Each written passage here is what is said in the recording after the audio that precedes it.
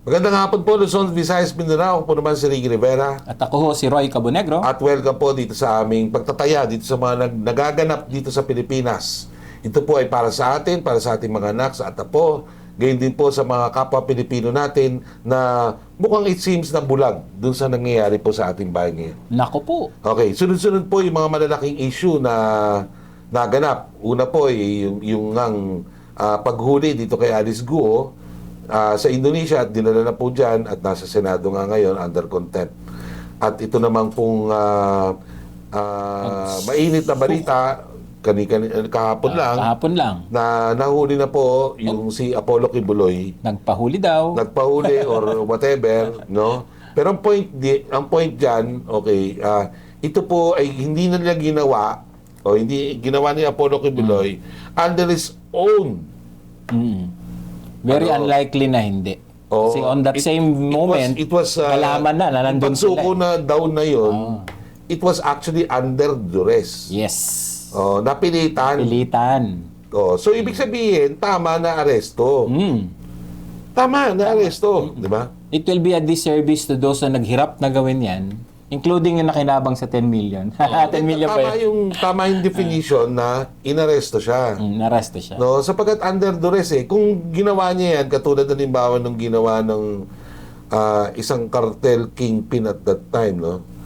Na, Colonel Colonel Muammar Gaddafi. Muammar Gaddafi. Natatandaan niyo yun? Tama.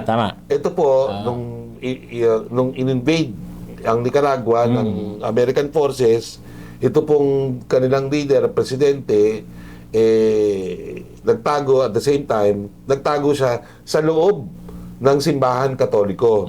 Kasi under international law, syempre, kapag ang nasa church yan, hindi yan pwedeng huliin basta-basta Tsaka state din naman ang Vatican So pwede siyang hingi doon ng asylum. Pero anong ginawa ko niya? Nung nakikita niya medyo parang hindi na yata tama yung sitwasyon niya, kusa siyang lumabas doon sa simbahan at sumuko. Yes. Yun ang suko. Suko. Ito kasi, sangayon kay Colonel Jean Fajardo, nung nalaman na ho ng PNP, yung exact building kung saan naroon si Kibuloy at nung lima pa, nung pipinpoint na nila, anong ginawa nila?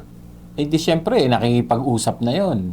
At gagamit yan ng puwersa para mailabas sila. Gagamit ng puwersa yun. So, para maiwasan yung ganon, syempre nagkaroon ng negosasyon. That's right. Pero hindi ko nahulugan yun na kagustuhan yun ng hinuhuli. That's right. So, kay Kibuloy.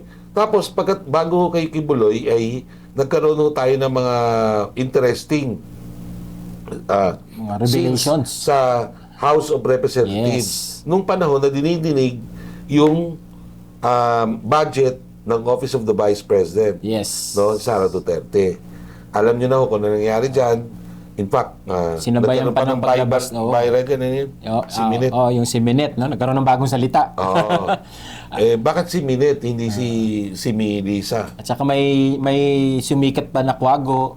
Ayan. At saka si Lo, si Parot. Saan, di ba?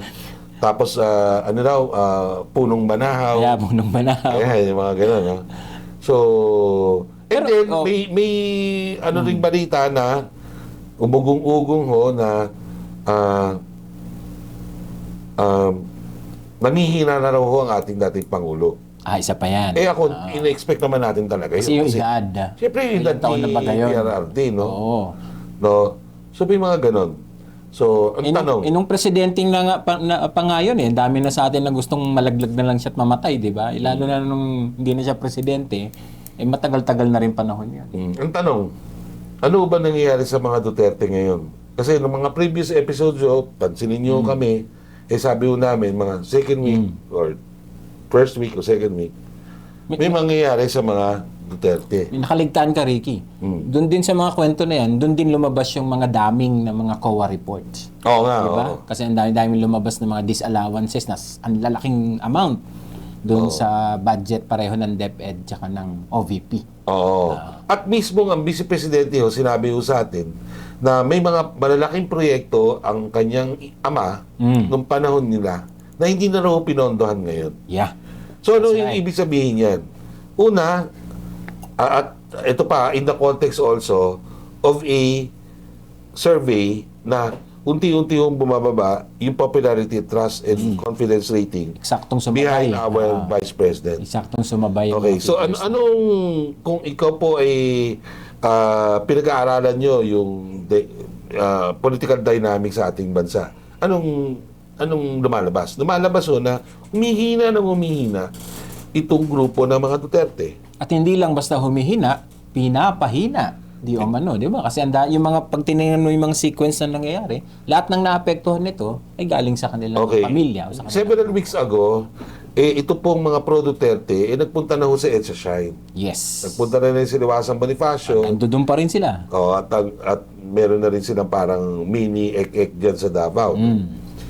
Na nananawagan sila na mag-withdraw ng support ng AFP at sumama na sa kanila for a Yes. revolution. Yes. Parang ganon. Well, kaya nga siguro precise. Pero hanggang ngayon, wala. Walang dumadami, hindi sila dumadami. Kung gaano karami yung nandoon noon, siyum pa din.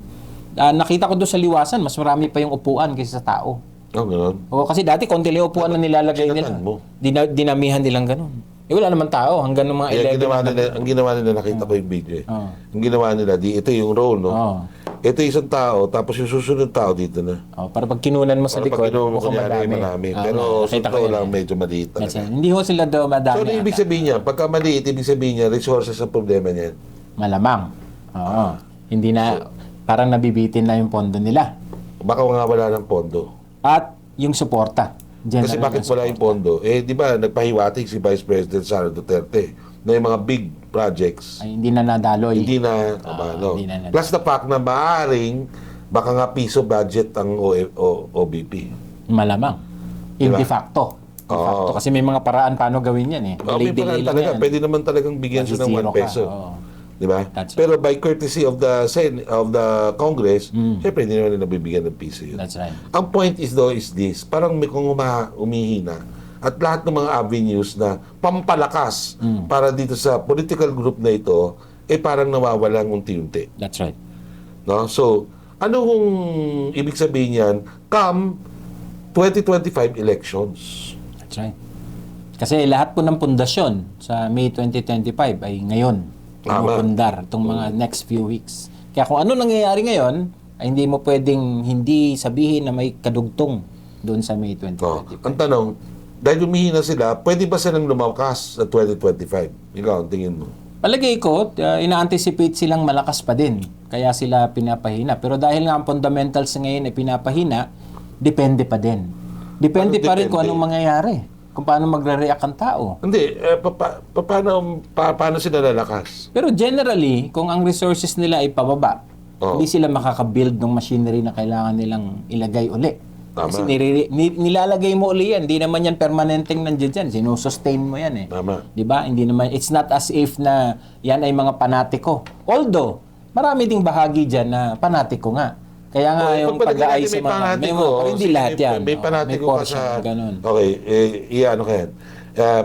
May marami kang panatiko. So, nasa saan? Ngayon, bakit hindi nagpapakita? Yun na nga nakapagtataka din na yan. Kasi yung mga platform na kinikreate Hindi na nila, nakapagtataka yan. nalabas. Kasi yan, alam mo, yung mga panatiko niya, kailangan pamasahe. That's right.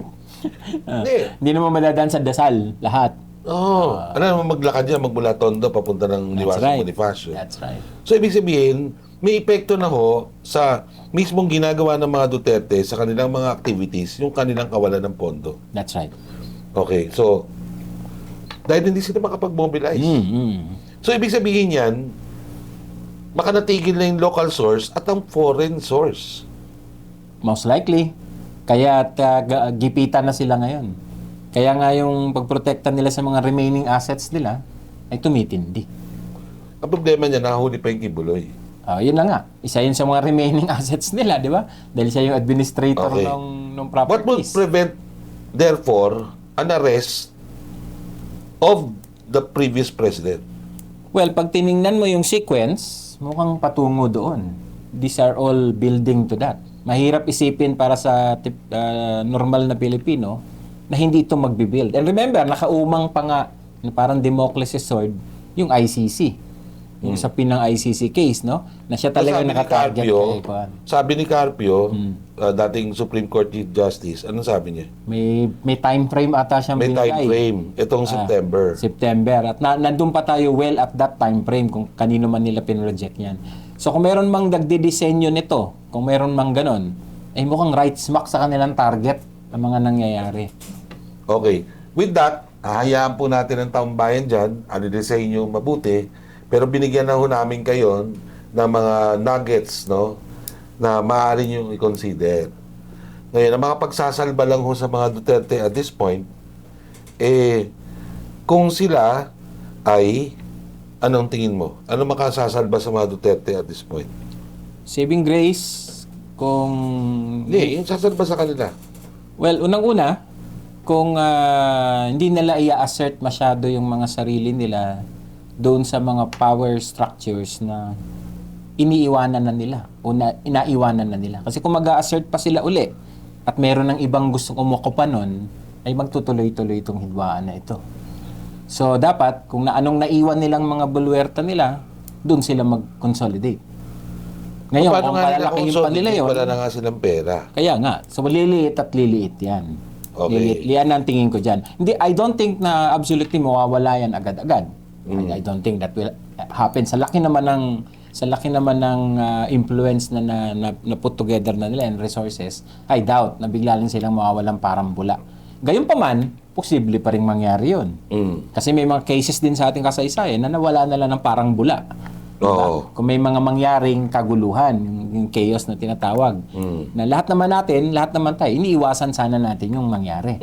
Pero nandun po tayo sa isang posibilidad na maaring mangyari po ito, no? At, ano yung maaring mangyari? kasi nga, may matindi ang hidwaan ngayon, no? Nagbabanggaan yung dalawang malalakas na puwersa. Yung mga kuan natin, PNP, AFP, ay obviously, tinatarget nila ang unity ng mga to. Kasi tingnan nyo, ngayon pa lang, di ba? Parang pinagsasabong nilang di mo maintindihan. Kaya nga sabi ko kanina, yung unison ng dalawa, crucial for national interest yan.